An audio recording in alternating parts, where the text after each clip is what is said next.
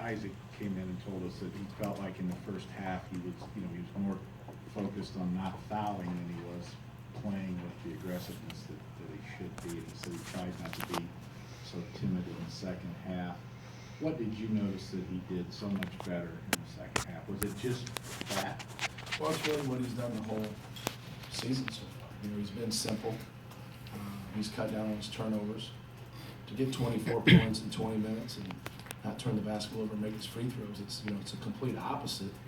He would do positive things last year, but he'd be counterproductive because he'd miss his free throws or he'd drop the ball and it'd get stripped, or a lot of different scenarios. And so he's learned if they come in double, just get the ball out of his hands instead of trying to go through them and just make the easy play. And so it's really working out for him. Seemed like in the first half they got a lot of long rebounds. You guys cleaned it up in the second half. Was that just effort? What was it? Yeah, I thought so. I thought we played through our offense. We took too many ill-advised shots, and we had a lot of air balls. And but I thought they were quicker to the basketball. I thought Lehigh played harder than us. They were getting, like you said, the long rebounds and the 50-50 balls. Anytime the ball was squirting loose, they were getting more than we were. Matt, what's Ray's status and the production you got from the guys that he wasn't there? So Right. two-part.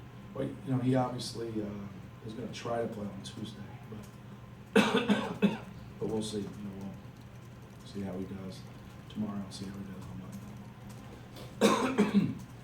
We just got to play, to our strengths. Obviously, he's a big part of our team. He's a two-way player, a guy that helps us on both ends of the court, and we don't need guys trying to do what he does. We need guys just to play to their strengths and be simple. And when you have a balanced attack, and the guys try to overdo some things, you're gonna look bad at times. And we're all guilty of that if you've ever played the game, of doing those things. And so, in his absence, we need to just be better team defensively, and just keep moving the ball, sharing the ball, and just taking the rope.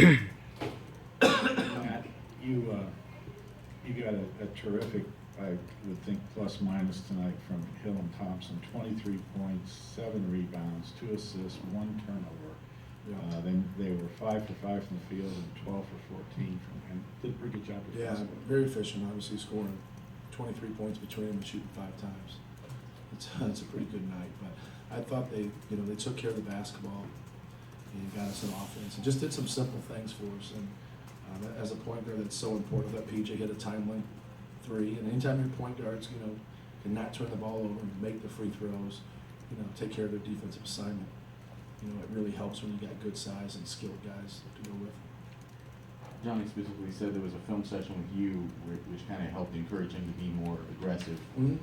What exactly have you been looking for to get more out of him, I guess, from the offensive end? Just opportunities, whether he's in transition or whether it's at the end of the shot clock or he just comes off a ball screen. He's good at driving the basketball and getting to the rim. And so just, kind of being opportunistic, what presents itself. And I thought he's done a good job with it. But more than anything, he took care of the basketball, did some good things.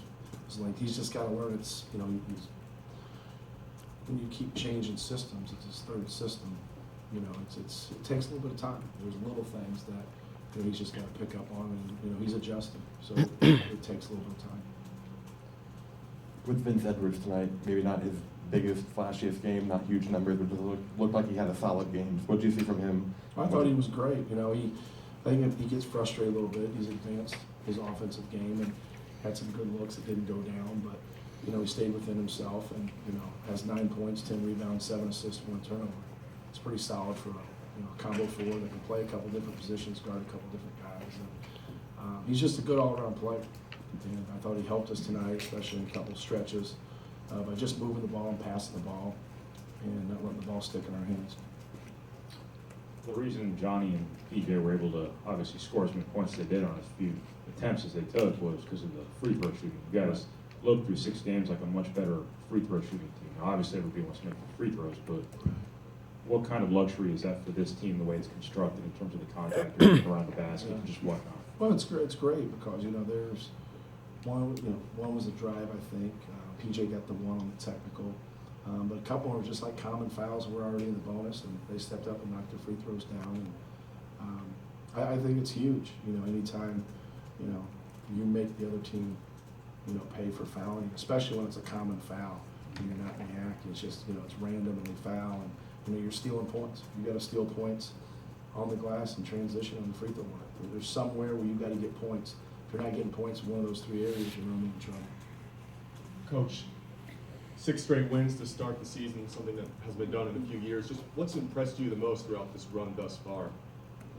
I would say our chemistry. It's hard. You got guys that don't quite play as much as they want to at times, but yet they, understand the big picture and what our team goals are to continue to win, but also build our resume and get ourselves ready for March. And obviously, we got a good non-conference schedule, and the Big Ten's obviously a very strong league. So, just those guys understanding that we need to stick together and play together and being unselfish is probably the most impressive thing I've seen so far. Isaac, very efficient, very effective tonight in the 20 minutes that he played, but where is he at from a conditioning standpoint? This conditioning, I actually asked him a couple times tonight, are you okay? The start of the second half, he played so well, and he was about at that 14-minute mark. And he had the 2 fouls, but he had played so well, and I just, kind of asked him, you're okay to stay in? And he said, I'm fine. And so, like last year, there's no way. You have to rule out the oxygen tank last year, 6 straight minutes. 2 more. Leading what you were talking about, the trip to Pittsburgh on Tuesday, why is that a big game in terms of, I guess, the greater scheme of things of being a non-conference road game, and what do you see as the challenges? Well, if you go back and look at the past, 15, 20 years, what Ben Howland and Jamie Dixon's done at Pitt, they're one of the best programs in the country. They've had unbelievable success. They're a blue-collar, tough, hard-nosed basketball program, not just this year. They would be a team that if they came to the Big Ten would just kind of blend in because they can defend, they can play in the half court. They're physical, they're tough, they guard, they get after you, and then also the environment. Pitt's environment is one of the best in the country. They have unbelievable fans, passionate fans. So being able to go on the road and play for the first time, we have to have a mature outlook about us. It's something where you have to be a little bit more patient on the road. You have to be understanding what they're trying to do, and then be able to capitalize on opportunities that present themselves. How are you and Jamie similar? I know you know him pretty well from USA Basketball, Right. so you know him a little bit. It seems like there's a little bit between the 2 programs, the way they've been built or the way they've carried themselves the last few years that are kind of similar. I would say there's definitely some similar things, defensively. They've been able to really get some guys in their program that fit through the years, that get better and develop. And that's something that we pride ourselves in. Maybe some guys have struggles. Rayfield's probably our best case, I would say, from a 4-year standpoint. Just the strides he's made each and every year. Obviously, you see a big improvement from Isaac Haas from 1 year, to the next. And each guy has their own story. I think we'd all agree that P.J. Thompson's improved and Vince Edwards has improved. And that's what you have to, you got to get good players and good guys, but you also, once you get them, you got to develop them. And I think Pitt's done a great job developing them. And they've done a great job of really kind of getting that role definition and playing well together.